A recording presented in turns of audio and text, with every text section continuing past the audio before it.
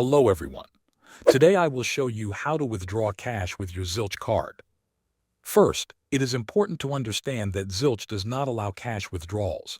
You cannot take out money from an ATM, a bank, or any cash machine using a Zilch card. Zilch is not a cash card. It is a buy now, pay later service made only for purchases. To use Zilch for online shopping, start by opening the Zilch app on your phone. Make sure your account is verified and ready to use. Inside the app, you will see your virtual Zilch card. This card works like a normal debit card when shopping online. Next, go to the website or app where you want to buy something. Add your items to the cart and go to checkout. When you are asked for payment details, enter the Zilch card number, expiry date, and security code from the app. Choose Zilch as your payment method if the store supports it, or just use the card details directly. After payment, Zilch will split the cost into smaller payments depending on the plan you choose. This allows you to buy now and pay later over time. Thanks for watching.